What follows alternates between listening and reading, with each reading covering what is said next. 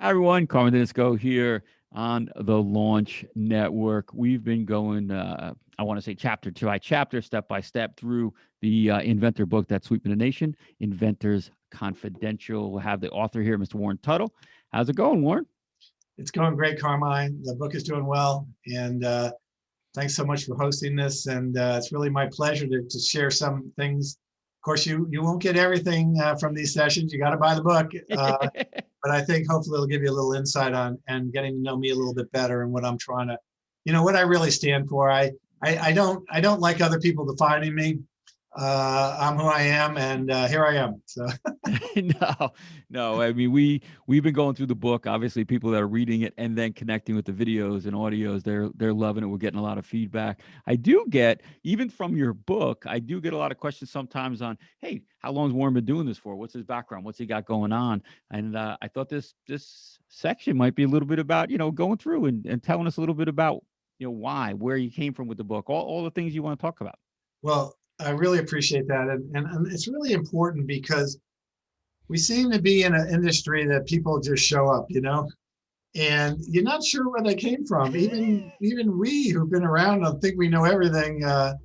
People come in and they set up, suddenly they're the inventor of this or the invention this or that or this. And it's like, where did they come from? What are their background? There's no barrier to entry. So I do like to tell people my background and understand that it's a serious background. Now, I did not represent myself as an inventor. I was involved in inventing a product that didn't do well. Engineer. I had a lot of input, but quite frankly, I made 100 mistakes. I learned a lot from that. I lost a lot of money, but I learned a lot from it. I am not an inventor, though. I am a person on the other side of the fence. I'm also not a marketer. Okay, I'm not out trying to charge inventors and market myself or market them. What I am, Carmine, is someone I think uniquely qualified to help inventors get to market. And the reason I say that is that I'm uniquely qualified and this, I'll go into my background a little bit, is I started many years ago after I got out of college. And you can read in the book, by the way, what I did before college and the businesses I started. But I started at a department store called Abraham and Straus in Brooklyn, New York, with stores in New York City, Queens, Long Island, Westchester, and New Jersey. And A&S's was a very famous store, and we were a sister store at Bloomingdale's and a member of Federated Department Stores. Mm-hmm. And A&S was the best buyer training program in the country, bar none. And my dad said to me when I wanted to go into my own business that maybe you want to go into retailing, might train you, that if you're going to learn, go to A&S and learn from the best, New York City merchants. And so I went down, a kid from Connecticut, bright-eyed and bushy-tailed. There were 105 people in my training program. I started the day after I graduated from college. And I looked around the room. I think I was the only kid from Connecticut. And scared to death, right? And I got assigned to 5 weeks in the luggage department, where I learned everything from schlepping goods up to the floor to, running sales and ads. And then I went down and worked in tabletop and housewares. And then I got promoted to run the Christmas trimmetry department, which I was uniquely qualified for. And that was wonderful, 4 or 5 months. And then I got promoted to cookware assistant, which was one of the biggest departments in the store. And then I became a small electrics buyer.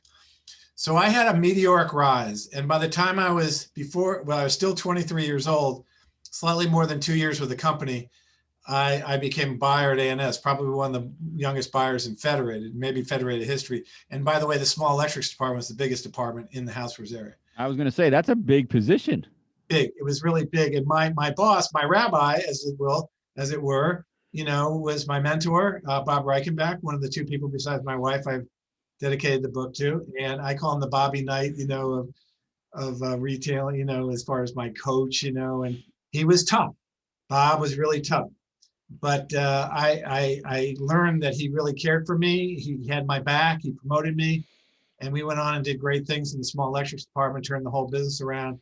And I was very young. Most people were like 35 years old to be a buyer of that department. So obviously Bob was there for another year. Then he left, and I was on my own.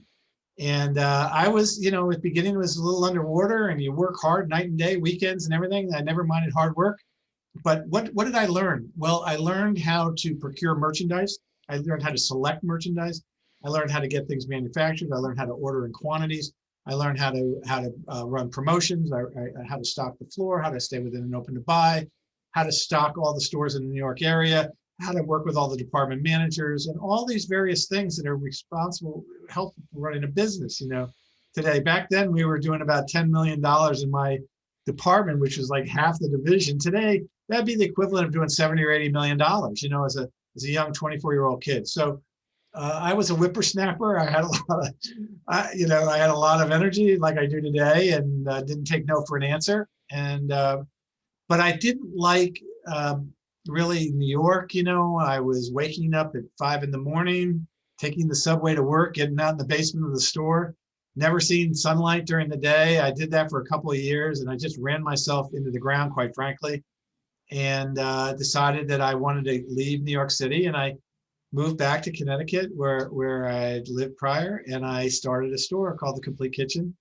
And well, actually, The Complete Kitchen was an existing store. I ended up buying it from a wonderful woman, Mary Murray, and she had started it, but it was more like, a few women bought it, and I kind of came in and brought the skills that I had developed in New York City as a big department store buyer. Now, mind you, I had met a lot of people and a lot of big companies from, Cuisinart, Farberware, all the presidents and everything. I was doing a lot of business. So I had these relationships across the country. And so that people started calling me. They were all shocked because they thought my next step would be merchandise manager and move up the line at the store. But I didn't like it. And they were all completely shocked. But what people don't know about me now, I'm looking at the camera now, is I, at the end of the day, will do what I feel is best for me and what I want to do and what I think is pure. And it doesn't have anything to do with money. I was making good money. I had to go into debt, to start over, but I wanted to do that. I wanted to learn. I wanted to really learn my business, and I wanted to do it at my own pace. And so I had all these stores that would call me up to say, hey, we got this new product. And so what I did was I took The Complete Kitchen and I ended up growing it out to 6 locations in Greenwich, Wilton, Richfield, and down in Bronxville, New York. And then I acquired a food store called The Good Food Store, where my partner was Paul Newman, the iconic actor, and he was my landlord. And I started a cooking school that we had Julia Child. And I had 65 employees, and I started over, and I put all my energies for 17 years and grew it out. I was the president of the Chamber of Commerce. I ran a downtown revitalization task force for 11 years to fix up my whole town. I was just kind of doing what I do today, running around, but all locally. Nonprofit with the chamber, giving back to the community, giving back to other merchants, running classes for other merchants on how they become better buyers. And, it's all a smaller community, but very much the same as what I do today. And so what I really want to tell people is all the stuff I'm doing today, product selection, looking for things, helping inventors, running nonprofits, was all I did on a micro level locally back years ago. Wow. I'll take a breath, and then you can ask me, and then I'll take it from there. No, I mean, and I'm just trying to pull all in, and just from that, if there are some listeners out there who have never even run their own business, a single location, to expand out to 6 locations and then into which food I would never want to be an owner of any kind of food store. Yeah, we were the cutting edge food store. Food and Wine magazine said we were the top gourmet store in the country. Wow, it's amazing. And they came in to do photo shoots. I mean, we had so many relationships. Julia Child was my hero. We had 800 people in line. I mean, we were rocking and rolling, and I learned so much about life and so much about myself and my abilities and what I love to do and working with people and all that. But we launched, Carmine, about 10 or 12 products that were legendary housewares products. So you're taking new products. How did you get these new products? Well, because I knew people. So I'll give you an example. We launched an espresso coffee capsule system in America with Krups. Wow. The head of Nestle's that came over lived in Greenwich. Greenwich, very high hoity-toity town. I had a store there. He came in one day. He goes, I'm from Nestle's. I got this new product, these Nestle capsules. This is back in '85. And I said, well, what's involved? He goes, well, you got to buy a $500 machine, and then you got to buy 10 capsules for $1 each. And I said, dude, you're Swiss, but this is never going to work. And you're way too high even for us. He said, I'll tell you what. He said, here's what I'd like to do. I've studied what you do here. I love your shop. I'm brand new. We got to get launched somewhere in America. It was just fitting that it was us. Wow. He goes, I want to run a party in your store. I want to use I had a mailing list of 80,000 people. I want to send out a flyer. I'm going to use you as the caterer. We're going to pay you $3,000 or $4,000 to cater the event. I'm going to give you 15 free machines. Do you think you might set up an event in your store one night and do this? I said, I'm entirely. They brought in the brain trust from Nestle's. They came into the store. We sold all 15 machines the first night. And then the rest was history. By the time I finished, Lynn and I got to go to Venice for a week-long Nestle's worldwide conference. We were going to, balls and Wow. riding on gondolas. We met dealers around the world. We were the top seller for the first 2 years of Nespresso machines. We brought in a commercial machine. Every time we wanted to do something, they'd come in with the whole crew and set up the store. That was just one example, but I did it with with many other products: the Davier ice cream maker, the Mouli Mincer, the Burton Stovetop Grill, the Rima cookie sheet. I mean, it goes on and on and on, because I had these relationships. When companies launch these things, they'd say, "Hey, can we test it first with you?" And then I had a legendary buyer, Larry Hurd, when he retired from Bloomingdale's, who had been a longtime friend and a compatriot, come up and help me, and he attracted people too. So, and then what happened was one day, and I don't want to go too long here, an inventor walked in with the product Misto, the olive oil sprayer, and then I was ready. I had never met an inventor before, and basically I launched all these products. So Tom Risch came in and he showed me the product, and I said, I'll take 100 of them right now. And basically it's an olive oil sprayer that you fill the container with your own oil, pump the cap, has a special nozzle that can handle viscosity of oil, and then you could spray it. Basically you didn't have to use PAM. It was a reusable container, so you didn't have to throw it out. You could choose your own oil, blah, blah, blah. And so Tom said, well, I've only built a prototype. So he made the first 12 in his garage. We brought them and sold them. And then I partnered with him to help take out Misto. And that changed my entire life. So at that point, I started helping inventors. Oh my God. It's what a whirlwind thing. But what I want our listeners to know is you're saying, it happened that way, whatever. But you being there and doing things the right way, setting up things the right way, and being the person you are is why those things happened. Well, that's right. You have to be in that day. Yeah. and you have to recognize the opportunity, and you have to be ready. So I was born ready at that point. And then I eventually sold the stores. I had a few hits, the Toss and Turn Pan. I had Smart Spin, and I had also a product that bombed called Stir Chef. And then that leveraged eventually into running the open innovation programs when I realized that I had to bring some balance back to my life. And that's what I've been doing ever since. So I have a very technical background. I love people, and I have fun with people, and I have a great life. But I am a mechanical, technical machine when it comes to doing things the right way. And that's what I talk about in the book. This concept that you can take an idea out, and somehow, I've been through it so many times. It doesn't work. So someone said that I'm old school. Well, I guess I am, but I'm also new school. I've looked at 10 products today. Every day I do.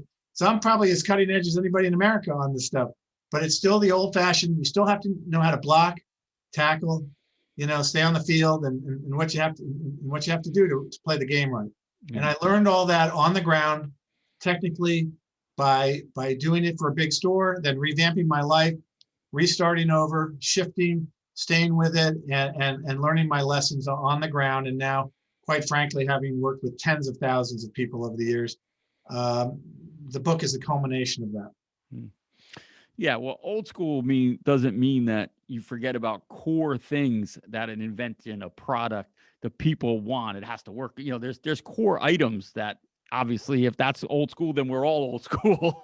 Well, this idea that the selling of ideas is new, it's foolish. A lot of it, and I can tell you, I looked at thousands of them, and when I see them come in and I know where they're from, it's all automatically discounted. Now, I don't really care where someone comes from, so I will help them if we can get them on the right track. But people there are all then surprised. But there's a whole section in the book on this, on how to do it right. And all I'm saying is that I wrote the book to reflect the values and the things that I've learned, and to share them with the next generation.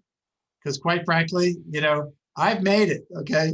I've had several hit products. I've done very well with the open innovation programs I've run. Our kids are grown. We've saved nicely. And so now it's all about giving back to others. So that's what the book is all about. My whole background is put into this to try to help others. And I hope people look at the book that way and don't discount it because it's too hard. You know, you gotta put in the work, folks. It's important. Yeah. Yeah, there's no doubt about it. It has to be done. There's no shortcuts. There's no quick hits. There's no doubt. I mean, like you say, that overnight sensation took 7-10 years. That's exactly right. That's So, exactly. all good stuff. All you listeners out there, if you haven't purchased the book, I know Warren goes more in detail on his background and things that he has going on then and what he's doing now in the books. Go ahead, buy the book. Also, it's on audio. I have the audio. It's awesome. Very well done. I know, Warren, you were going to run out of time, but you spent some time making that audio book, right? Yeah, 4 days in a little soundproof room. It was claustrophobic, but that's my voice.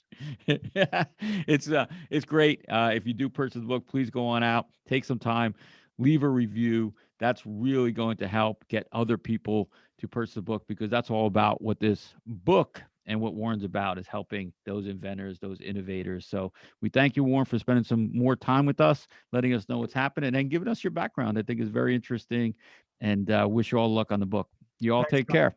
Thanks, Carmen.